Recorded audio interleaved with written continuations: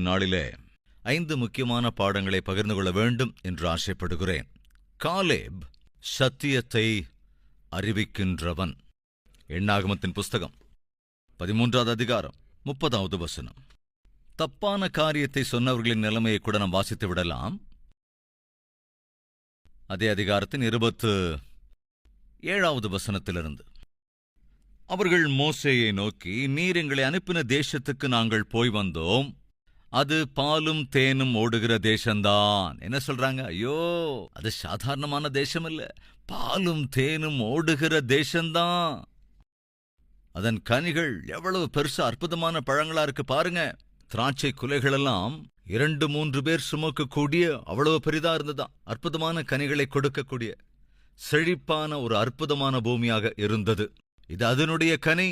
ஆனாலும் அந்த தேசத்தில் குடியிருக்கிற ஜனங்கள் பலவான்கள், பட்டணங்கள் அரணிப்பானவைகளும் மிகவும் பெரியவைகளுமாயிருக்கிறது. அங்கே ஏனாக்கின் குமாரரையும் கண்டோம். அமலேக்கியர் தென்புற தேசத்திலே குடியிருக்கிறார்கள். ஏத்தியரும் எபூசியரும் எமோரியரும் மலை நாட்டில் குடியிருக்கிறார்கள். கானானியர் கடல் அருகேயும் யோர்தான் அண்டையிலும் குடியிருக்கிறார்கள் என்றார்கள். அப்பொழுது காலேப் மோசேக்கு முன்பாக ஜனங்களை அமர்த்தி, அவங்க எல்லாரும் பயப்படுத்தினாங்க. ஏன் பயப்படுத்தினாங்க? முதல்ல அவங்க பயந்துட்டாங்க. பொதுவா பயப்படுறவங்களோட குணம் என்னன்னா, அவங்க மாத்திரம் பயப்பட மாட்டாங்க, அவங்கள சுத்தி இருக்கிறவங்களையும் பயப்படுத்திடுவாங்க. யாருக்காவது பாம்புன்னா பயம்னு வச்சுக்கலாம். இந்த பாம்பை பார்த்து பயப்படுறது மாத்திரம் இல்ல, சுத்தி இருக்கிற எல்லாரையும் பயப்படுத்திடுவாங்க. அது அவர்களுக்குள்ள இருக்கிற குணம். இந்த 10 பேர் பயந்துட்டாங்கங்க. அவங்க பயந்தது மட்டும் இல்லாம திரும்ப இங்க வந்து லட்சக்கணக்கானவங்களை, அந்த இஸ்ரவேல் ஜனங்களை பயப்படுத்துறாங்க. அவர்கள் தந்த அந்த தவறான செய்தி, சத்தியமற்ற பிரச்சாரம் லட்சக்கணக்கானோர் அந்த வனாந்தரத்தில் சாகும்படி செய்தது. அப்படிப்பட்ட சமயத்துல காலேப் ஒரு முடிவெடுக்கிறான். 10 பேர் எனக்கு விரோதமாக பேசினாலும் சரி, நான் கட்டாயம் சத்தியத்தை தான் தெரியப்படுத்துவேன். சாதாரணமா 10 பேர் ஒரு விஷயத்தை சொல்லும்போது யோசுவாவும் காலேபும் முழுமையா அப்படியே அவங்க கொடுத்த அந்த ரிப்போர்ட்டுக்கு எதிரா இவங்க பேசினாங்கன்னா அவங்க என்ன கேட்பாங்க? உனக்கு என்ன பைத்தியமா? 12 பேர்ல 10 பேர் ஒரே காரியத்தை சொல்றாங்க. அப்போ 10 பேர் சொல்றது செல்லுபடியாகுமா இல்ல 2 பேர் சொல்றது செல்லுபடியாகுமா? 12 பேர்ல 10 பேர் ஒரு சைடு, 2 பேர் மட்டும் அடுத்த சைடு. அப்ப யார் ஜெயிக்குவாங்க? அந்த 10 பேர் தான் ஜெயிச்சாங்க. அவங்க 10 பேர் தான் ஜெயிப்பாங்கன்னு தெரிஞ்சிருந்தும் கூட காலேப் தனக்கு தெரிந்த சத்தியத்தை தன்னிடத்துல மறைச்சு வைக்காம வெளிப்படைய அறிவிச்சான். முதலாவது, காலேப் சத்தியத்தை மறைத்து வைக்க முயற்சி செய்யல. தனக்கு தெரிந்த சத்தியத்தை அவன் எல்லோருக்கும் அறிவித்தான். சகோதர சகோதரிகளே, நாமும் காலேப் மாதிரி தான் இருக்கணும். ஏனென்றால் நாம் தெரிந்திருக்கிற சத்தியத்தை மறைத்து வைப்பது நல்லதல்ல. நமக்கு தெரிந்த சத்தியத்தை மறைத்து வைப்பது தீங்கு. ஏனென்றால் உலகமெங்கும் போய் சர்வ சிருஷ்டிக்கும் சுவிசேஷத்தை பிரசங்கியுங்கள் என்று ஏசப்பா சொல்லியிருக்கார் இல்லையா? ஏசு கிறிஸ்து சிலுவையில் செய்த தியாகத்தை விசுவாசித்தால்தான் மனிதனால் பரலோகத்துக்கு போக முடியும். இது சத்தியம்.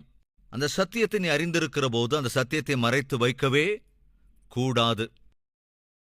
காலேப் எவ்விதத்தில் அந்த சத்தியத்தை மறைத்து வைக்கவில்லையோ, அதேபோல நீயும் நானும் சத்தியத்தை மறைத்து வைப்பது கூடாது என்ற சத்தியத்தை மறந்துவிடக்கூடாது. அவர்கள் கொண்டு வந்த அந்த report, it was based on their side but not on faith. கவனிங்க, அவர்கள் கொடுத்த ரிப்போர்ட் என்ன? அவர்கள் கண்களால் பார்த்ததை ரிப்போர்ட்டா கொடுத்தாங்க. காலேபும் அதை பார்த்தான், யோசுவாவும் பார்த்தான். அவர்கள் இருவருமே அதே தேசத்தை பார்த்தபோது பாலும் தேனும் ஓடுகிற தேசமாக அந்த தேசம் காணப்பட்டது. பிளஸ் ஏனோக்கியர்களும் இருந்தார்கள், மிகுந்த பலமுள்ள பராக்கிரமசாலிகளும் இருந்தார்கள். அங்கே இருந்ததான ஏத்தியர், அமலேக்கியர்கள், இன்னும் எபூசியர், எமோரியர், இவர்கள் எல்லாருமே அங்க இருக்கத்தான் செஞ்சாங்க. இந்த 10 பேருக்கு காணப்பட்ட மிகவும் பலம் வாய்ந்த அந்த பிரஜைகள் காலேபுக்கும் காணப்பட்டாங்க, யோசுவாவுக்கும் காணப்பட்டாங்க. ஆனால் எதற்காக காலேபுக்கு அவர்களை நம்மால் முறியடிக்க முடியும் அப்படின்னு தோணுச்சு? யோசிச்சு பாருங்க. எதற்காக காலேபும் யோசுவாவும் இவங்க என்ன அவங்கள பாக்குறாங்க? எதுக்காக அவங்களுடைய உருவத்தை பாக்குறாங்க? எதுக்கு அவங்களுடைய பலத்தை நாம பார்க்கணும்? நாம பார்க்க வேண்டியது அவங்கள உருவத்தையோ அவங்களுடைய பலத்தையோ இல்ல. நாம் பார்க்க வேண்டியது தேவன் நமக்கு அருளி இருக்கிற வார்த்தையை தானே. தேவன் நம்மோடு பேசி இருக்கிறார், அவர் நமக்கு வாக்கு பண்ணி இருக்கிறார். பார்வோனை விட பெரியவங்களா அவங்க? பார்வோன ராஜ்யத்தை விட இவங்க ராஜ்யம் பெருசா? எகிப்தை விட பெரிய ராஜ்யம் இவர்களுடைய ராஜ்யமா என்ன? எகிப்து ராஜ்யத்திலிருந்தே தேவன் நம்மை வெளியே மீட்டுக் கொண்டு வந்து விட்டார். பார்வோனை போன்ற ஒரு மகா சக்கரவர்த்தியையே தலைவணங்க செய்து விட்டார். அப்படி பார்வோனை தலைவணங்க செய்வதற்கு தேவன் சமுத்திரத்தில் இருக்கிற தண்ணீரை, நதியில் இருக்கிற நீரை ரத்தமாக அவர் மாற்றினார். எகிப்து தேசம் முழுவதையும் இருளுக்கு ஒப்புக் கொடுத்தார். இப்படி எவ்வளவோ அற்புதங்களை செய்தாரே நம் தேவன். சிவந்த சமுத்திரம் தடையாக இருந்தபோது அந்த சிவந்த சமுத்திரத்தை இரண்டாக பிளந்து விட்டார். அப்பேற்பட்டவர் நம் தேவன், அவ்வளவு அற்புதமானவர். இந்த அற்புதங்களை, ஆச்சரிய காரியங்களை அவங்க எல்லாம் பார்க்கலையாங்க? எல்லாரும் பார்த்தாங்க. அப்ப பார்த்த அற்புதங்களை, ஆச்சரிய காரியங்களை ஏன் அவங்க நினைவுல வச்சுக்கல? சகோதர சகோதரிகளே, தயவு செஞ்சு கவனிக்கணும். நமக்கு இருக்கிற பெயர் என்னங்க? ஆவிக்குரியவர்கள். நம்மள என்ன சொல்றாங்க? ஆவிக்குரியவர்கள் அல்லது விசுவாசிகள். ஒரு நபரை பார்த்து அவர் நல்ல விசுவாசிங்க, அவரு ரொம்ப நல்ல விசுவாசிங்க, நம்ம ரொம்ப நல்ல விசுவாசி அப்படின்னு சொல்றோம் இல்லையா? காலேப் என்ற பேருக்கு என்ன அர்த்தம் தெரியுமா? விசுவாசம். அதே போல அவன் நம்பினாங்க. என்ன நம்பினான்? வாக்குத்தத்தம் கொடுத்த தேவன் நம்பிக்கைக்குரியவர். வாக்குத்தத்த பூமிக்குள் பிரவேசிக்க பண்ணுவேன் என்று சொன்ன தேவன் கட்டாயம் மிகவும் நம்பிக்கைக்குரியவர். கட்டாயம் நம்மை பிரவேசிக்க பண்ணுவார். அன்பு சகோதர சகோதரிகளே, நாம் தேவனை நம்புகிற போது, தேவனுடைய வாக்குத்தத்தங்களை விசுவாசிக்கிற போது, நம் கண்ணுக்கு முன்னால சூழ்நிலை ரொம்ப சாதகமா இல்லாத மாதிரி இருக்கும்.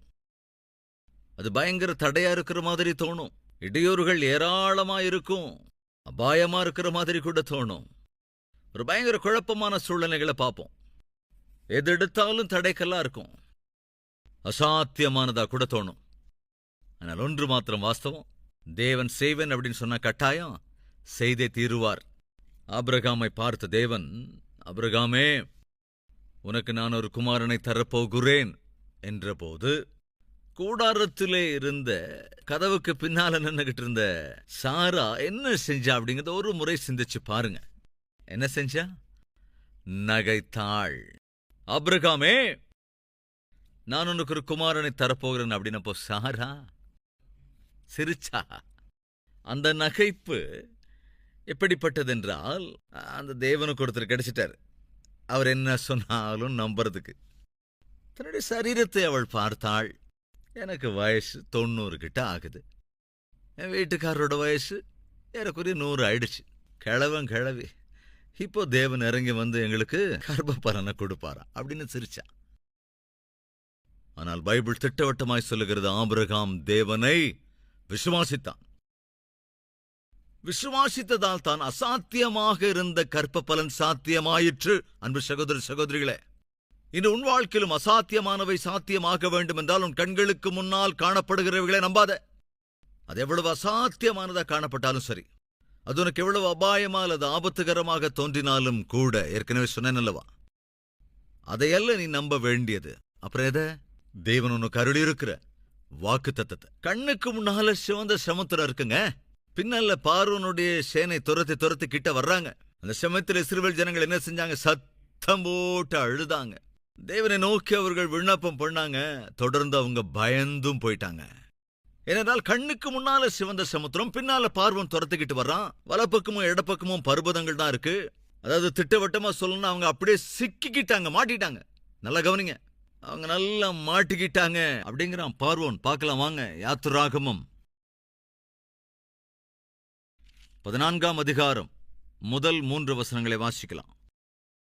வாசிக்கிறேன். கர்த்தர் மோசேயை நோக்கி, நீங்கள் திரும்பி மிக்தோலுக்கும் சமுத்திரத்துக்கும் நடுவே பாகால் செபோனுக்கு முன்பாக இருக்கிற ஈரோத் பள்ளத்தாக்கின் முன்னடியிலே பாளையம் இறங்க வேண்டும் என்று இஸ்ரவேல் புத்திரருக்கு சொல்லு. அதற்கு எதிராக சமுத்திரக்கரையிலே பாளையம் இறங்குவீர்களாக. அப்பொழுது பார்வோன் இஸ்ரவேல் புத்திரரை குறித்து, அவர்கள் தேசத்திலே திகைத்து திரிகிறார்கள், வனாந்திரம் அவர்களை அடைத்து போட்டது என்று சொல்லுவான். அவங்க மாட்டிக்கிட்டாங்க. அவங்களுக்கு எதிரில் சிவந்த சமுத்திரம், சுற்றிலும் பர்வதங்கள், பின்னாலேயே நாம துரத்திக்கிட்டு வந்துட்டோம். எங்க தப்பிச்சு ஓடுவாங்கனே, மாட்டிக்கிட்டாங்க. எப்போ அவங்க அப்படி சிக்கிக் கொண்டார்களோ, சிறுவர்கள் எல்லாரும் அழ ஆரம்பிச்சிட்டாங்க. என்னது மோசே, எங்களை விடுவிக்கிறேன்னு சொன்ன, வாக்குத்தத்த பூமிக்கு வழி நடத்துறேன்னு சொன்ன, ஆனா கடைசியில கொண்டு வந்து சிவந்த சமுத்திரத்து முன்னால நிறுத்திட்டியே. வலப்புறம் இடப்புறம் பர்வதங்கள், எங்கேயும் ஓடி ஒளிய முடியாது, தப்பிக்க முடியாது. பார்வோனும் துரத்துக்கிட்டு வந்து சேர்ந்துட்டான். இங்க எதுக்காக எங்களை கூட்டிட்டு வந்த? எப்பவாவது ஆண்டவர்கிட்ட நீங்க கேள்வி எழுப்பியிருக்கீங்களா? ஆண்டவரே, இங்க எதுக்காக கூட்டிட்டு வந்தீங்க? வாழ்க்கையில் இவ்வளவு தூரம் ஏன் என்ன கூட்டிட்டு வந்தீங்க? இந்த சூழ்நிலைக்கு ஏன் என்ன கூட்டிட்டு வந்தீங்க? கஷ்டத்தை ஏன் எனக்கு கொண்டு வந்தீங்க? பாடுகளை ஏன் என் மேல சுமத்துறீங்க? இவ்வளவு சிக்கலுக்குள்ள, பிரச்சனைகளுக்குள்ள, இந்த வியாதி வேதனை பாடுகளுக்குள்ள ஏன் ஆண்டவர் என்ன கொண்டு வந்தீங்க? சாதாரணமா இப்படியெல்லாம் நம்ம கேள்வி கேட்போம் இல்லையா? ஏன்னா எதுக்காக அந்த இடத்துக்கு வந்தோங்கிறது நமக்கு தெரியாததால. இன்னைக்கு நீ எங்க வந்திருக்கிறியோ அது உனக்கு ரொம்ப கஷ்டமா இருக்கு. இன்று நீ எந்த நிலையில் இருக்கிறாயோ, நிலைமையில் இருக்கிறாயோ, அந்த நிலைமையும் அந்த நிலையும் உனக்கு மிகுந்த வேதனையையும் வருத்தத்தையும் பயத்தையும் உண்டாக்குகிறது. அதனால நீ தேவனிடத்துல கேட்கிற, ஏன் ஆண்டவரே என்ன இங்க கூட்டிட்டு வந்தீங்க? யாரும் இருக்கீங்களா வெளி தேசத்துக்கு போயிருக்கிறவங்க, இந்த வார்த்தையை கேட்கிறவங்கள, ஆண்டவரே ஏன் இந்த தேசத்துக்கு என்ன கூட்டிட்டு வந்தீங்க? அல்லது இந்த மாநிலத்துக்கு ஏன் என்ன கூட்டிட்டு வந்தீங்க? இந்த பட்டணத்துக்கு ஏன் என்ன கூட்டிட்டு வந்தீங்க? இந்த குடும்பத்துக்குள்ள ஒரு மருமகளா ஏன் என்ன கூட்டிட்டு வந்தீங்க? அல்லது இந்த காலேஜுக்கு ஏன் என்ன கூட்டிட்டு வந்தீங்க? இதேபோல இந்த நிலைமைக்குள்ள ஏன் என்ன கூட்டிட்டு வந்தீங்க? இந்த கஷ்டமான சூழலுக்குள்ள ஏன் கூட்டிட்டு வந்தீங்க? இப்படி கேள்வி கேட்கறீங்களா? அன்னைக்கு சிறுவீரர்கள் இப்படிதாங்க கேள்வி கேட்டாங்க. என்ன தேவன் நீங்க இப்படி கொண்டு வந்து சிக்க வச்சிட்டீங்களே? என்ன செஞ்சிட்டாரா? இப்படி சிக்க வச்சிட்டீங்களே. அந்த விஷயம் பார்வோனுக்கும் தெரிஞ்சிருச்சு. அதனாலதான் சொல்றான், திகைத்து திரிகிறார்கள். அவங்க தேவனை நம்பினதுனால இப்ப சிக்கிக்கிட்டாங்க. யாராவது இருக்காங்களாங்க இந்த பிரபஞ்சத்துல? யாராவது தேவனை நம்பினதால் சிக்கிக் கொண்டவர்கள் இந்நாட்களில பூமியில யாராவது இருக்காங்களா? அட்லீஸ்ட் ஒரு ஆளாவது இருக்காங்களா? இல்லவே இல்ல. ஆனா அங்க அப்ப சூழ்நிலை அப்படித்தானே இருந்தது. அன்பு சகோதர சகோதரிகளே, எதற்காக நம்முடைய வாழ்க்கையில சில சந்தர்ப்பங்கள்ல இப்படி சில சிக்கல்களுக்குள்ளாக கொண்டு போகிறார், கொஞ்சம் கஷ்டமான சூழ்நிலைகளுக்குள்ளே கொண்டு போகிறார், பயத்தையும் பீதியையும் உண்டாக்குகின்றதான நேரத்தை தேவன் ஏன் நம்முடைய வாழ்க்கையில வர வைக்கிறார்? உண்மையிலே சிக்க வைக்கிறதுக்காகவா? உண்மையாவே சத்துருவின் கைகளை நம்மளை ஒப்படைக்கிறதுக்கு தானா? இதுலயும் குறிப்பா சொல்லி இருக்கிறார் மோசே கிட்ட, என்னன்னு, இதோ அந்த சமுத்திரத்துக்கிட்ட எல்லாரையும் நீ கூட்டிட்டு போ. சொன்ன மாதிரியே சமுத்திர கரைக்கு எல்லாரையும் கூட்டிட்டு வந்தாச்சு. ஆனா வந்ததுக்கு அப்புறம் பார்த்தா அந்த சமுத்திரம் தான் இப்ப தடையா இருக்கு. பின்னால பார்வன் துரத்திட்டு வர்றான். எல்லாரும் அழ ஆரம்பிச்சிட்டாங்க. அப்பதான் மோசே தேவனிடத்துல ஜெபிக்கிறான். அப்பா, எதுக்காக எங்களை இங்க அழைச்சிட்டு வந்தீங்கப்பா? மோசே அழலங்க. தேவனிடத்துல அவன் கேள்வியா கேட்கல, தேவனிடத்துல அவன் தகராறு பண்ணல, தேவனிடத்துல ஜெபிக்கின்றான். இந்த சூழ்நிலைக்குள்ள, இந்த இடத்திற்கு எதற்காக ஆண்டவரே கொண்டு வந்திருக்கிறீர்? அப்பதான் தேவன் சொல்றாரு, மோசே உன் கையில இருக்கிற அந்த கோலை நீட்டுப்பா. சிவந்த சமுத்திரத்தை உன்னுடைய கரங்களில் இருக்கும் அந்த கோலை கொண்டு இரண்டாக நீ பிளந்து விடு மோசே. எது உனக்கு தடையாக இருக்கிறதோ, எது உனக்கு அபாயமாக தோன்றுகிறதோ, எது உனக்கு பெரிய இடையூறாக தோன்றுகிறதோ, அதுதாயா உனக்கு வழியா அமையப் போகுது. போ. தேவன் சொன்னபடியே தன் கோலை கொண்டு சிவந்த சமுத்திரத்துக்கு கட்டளையிடுறான். என்னாச்சு? சிவந்த சமுத்திரம் இரண்டாய் பிளந்து நின்றது. எதற்காக தேவன் சிவந்த சமுத்திரத்தின் கரைக்கு அவங்களை கொண்டு வந்தார்னா, கவனிங்க, இவர்களை கொல்வதற்காக அல்ல, இவர்களை சிக்க வைப்பதற்காக அல்ல, பார்வோனையும் பார்வோனுடைய சேனையையும் அடையாளமே தெரியாதபடி செய்வதற்கு, சத்துருவின் அடையாளமே இல்லாமல் செய்வதற்கு அந்த நிலைமையை தேவன் அனுமதித்தார். என்ன நடந்தது? இவர்கள் எல்லோருமே நடந்து அக்கறைக்கு போய் சேர்ந்துட்டாங்க. ஓ, நாமும் அதே மாதிரி போயிடலாம் அப்படின்னு பார்வோனுடைய சேனை முழுவதுமே அந்த சமுத்திரத்தின் வழியில் நுழைந்த போது சமுத்திரம் என்ன செய்தது? அவள் அத்தனை பேரையும் மூழ்கடித்து போட்டது. இது என்ன புரிகிறோம் நாம? அது தடையாக தெரிகிற போது, அபாயமாக தோன்றுகிற போது நம்ம சாதாரணமா அதை புரிய முடியாம குழப்பத்துல தேவனை தவறாக புரிந்து கொள்ள முயற்சி செய்வோம். சகோதரனே, சகோதரியே, இந்த தேவன் உன்னை என்ன ஸ்தானத்துக்கு கொண்டு வந்திருக்கிறாரோ, என்ன நிலைமைக்கு கொண்டு வந்து வைத்திருக்கிறாரோ, அது உன்னுடைய வாழ்க்கையில அது ஒரு மோசமான நிலைக்கு மாற்றுவதற்கு அல்ல.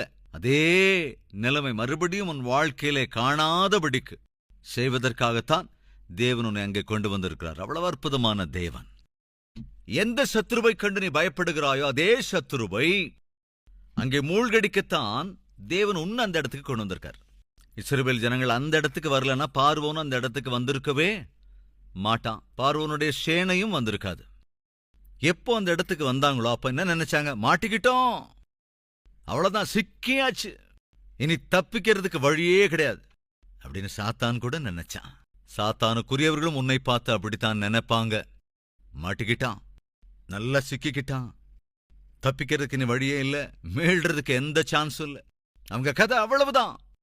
இன்று உன்னை குறித்து, உன்னுடைய நிலையை குறித்து, உன்னுடைய பிழைப்பை குறித்து, உன் குடும்பத்தை குறித்து யாராவது இப்படியே சொல்றாங்களா? அவ்வளவுதான் அவன் கதை, இனி தப்பிக்கிறதுக்கு வழியே இல்ல, அவங்களுக்கு எதிர்காலமே போச்சு அப்படிங்கிறாங்களா? பயப்படாத, அவங்க பேச்சு நீ நம்ப வேண்டிய அவசியமே இல்லை. உன்னை உயிருக்குயிரா நேசித்து எதிர்காலத்தை தருவேன் என்று வாக்கு பண்ணியிருக்கிற தேவனுடைய வார்த்தையை நீ விசுவாசிப்பாய் என்றால் தேவனுடைய மகிமையை நீ காண்பாய். அதைத்தான் தேவனும் விரும்புகிறார். மோசே சிவந்த சமுத்திரம் 2 பிரிவாய் பிரியும் என்ற விசுவாசத்தினாலே அதை செய்கிறான். எலிசபெத்தும் சகரியாவும் வயது முதிர்ந்த நிலையிலே இருந்த தம்பதி. அப்படிப்பட்ட சமயத்துல தேவன் என்ன செய்தார்? அவர்களுக்கு ஒரு குமாரனை அருளிச் செய்தார்.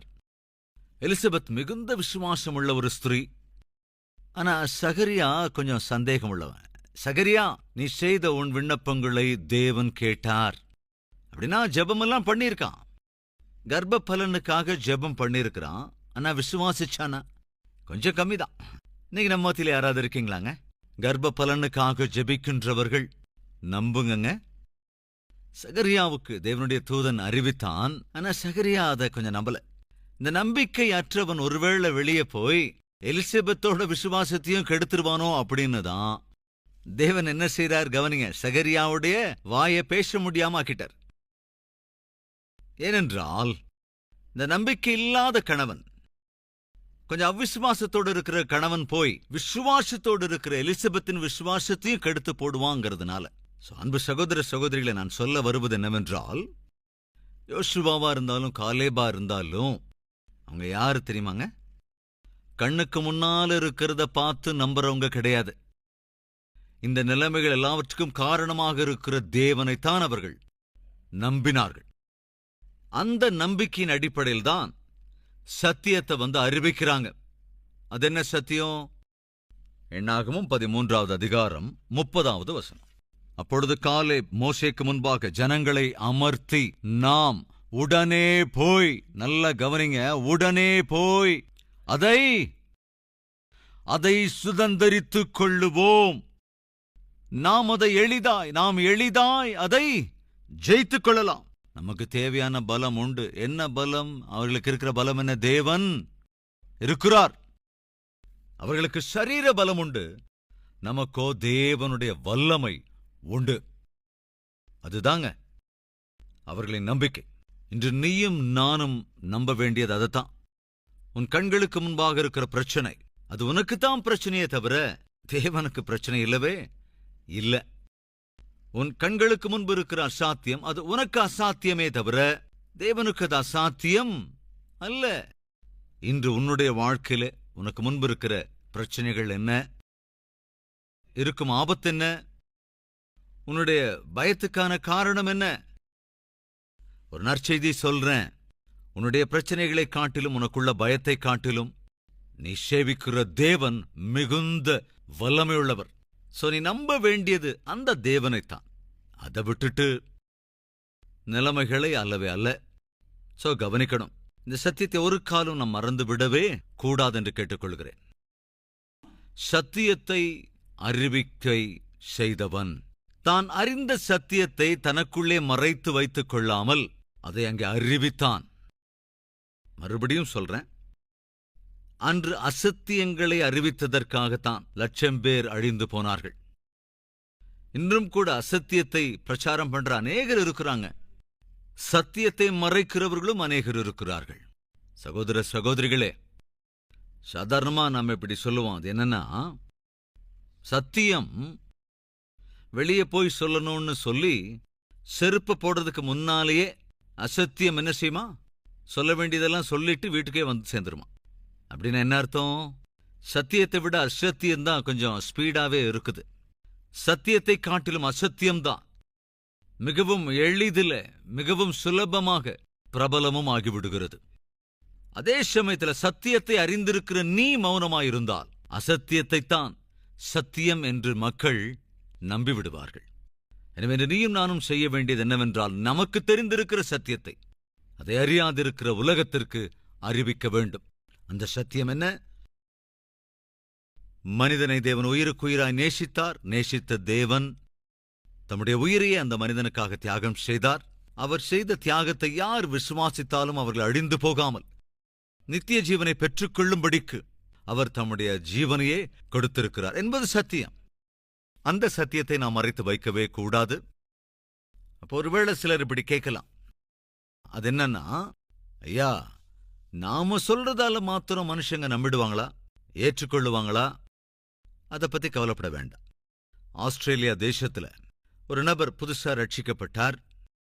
ரட்சிக்கப்பட்டதற்கு பிறகு தான் அறிந்த சத்தியத்தை மறைத்து வைக்கக்கூடாதென்று தினந்தோறும் ரயில்வே ஸ்டேஷனுக்கு போகிற ஒவ்வொரு முறையும் உங்கள் எல்லோருக்கும் ஒரு நற்செய்தி, உங்க எல்லாருக்கும் ஒரு குட் நியூஸ், என்ன குட் நியூஸ் அப்படின்னு சொல்லி திடீர்னு திரளான ஜனங்கள் வந்து கூடிடுவாங்க.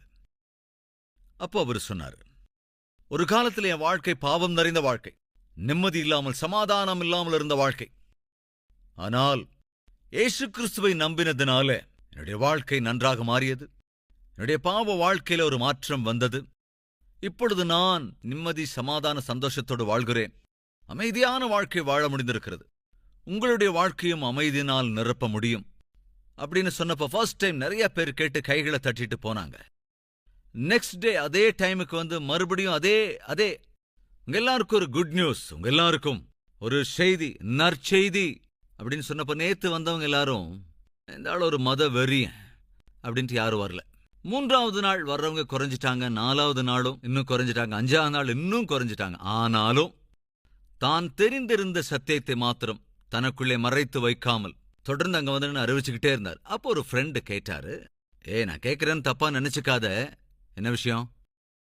நீ சொல்ற நற்செய்தியை ஒருத்தராவது கேட்கிறாங்களா? யாராவது வந்து நீ சொல்ற நற்செய்தியை ஏத்துக்கிட்டு இருக்காங்களா? ஒருத்தரும் கேட்கறதும் இல்ல, ஏற்றுக்கொள்றதும் இல்ல. இருந்தாலும் நீ ஏன் போய் இப்படி கத்திக்கிட்டே இருக்க? அப்போ அந்த நபர் சொன்னாரு, ஒன்னும் இல்லடா, நான் ஏன் சத்தியத்தை அப்படி பிரசங்கிக்கிறேன் அப்படின்னு அறிவிச்சுக்கிட்டே இருக்கிறேன்னா 2 காரணங்கள். ஒன்று, நான் அறிவிக்கிற அந்த சத்தியத்தினால பாவம் நிறைந்த சமுதாயம் மாற்றம் பெறும்னு நான் நம்புறேன்.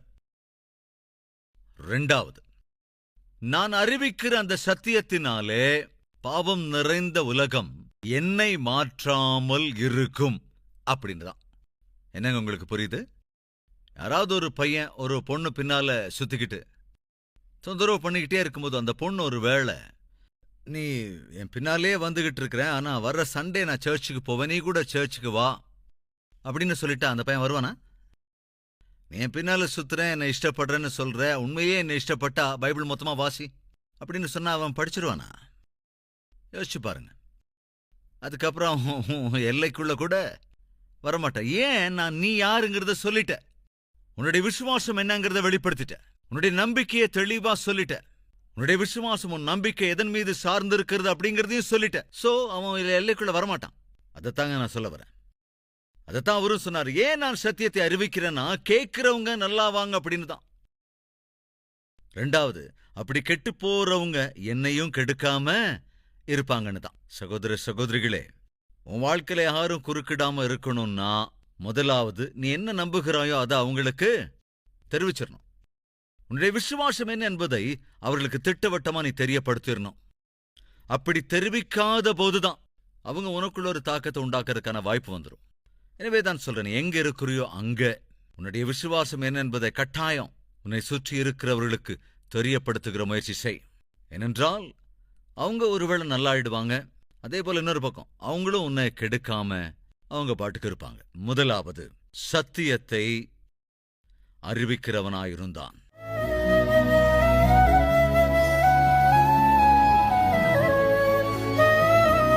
ஜெபத்தில் எல்லோரும் ஒருமனப்படலாமா? அன்பின் பிதாவே, அசாத்தியங்களை சாத்தியமாக்குகிற தேவனே, அநேக சந்தர்ப்பங்களிலே எங்களுடைய வாழ்க்கையில நாங்கள் எதிர்கொள்ளுகிற காரியங்களை பார்த்து, சாதகமற்ற சூழ்நிலைகளைக் கண்டு, எதிர்கொள்ளுகிற இடையூறுகளைக் கண்டு, அபாயங்களைக் கண்டு, ஆரோக்கிய குறைவைக் கண்டு, பொருளாதார சிக்கல்களைக் கண்டு, தடைகளையெல்லாம் கண்டு, ஏன் இந்த நிலைமைக்கு எங்களை கொண்டு வந்தீர் என்று உம்மிடத்திலே கேள்வி கேட்டிருக்கிறோம். ஏன் எனக்கு இந்த நிலைமை, ஏன் எங்களுக்கு இந்த கஷ்டகாலம் என்று உம்மை கேள்வி கேட்டிருக்கிறோம்.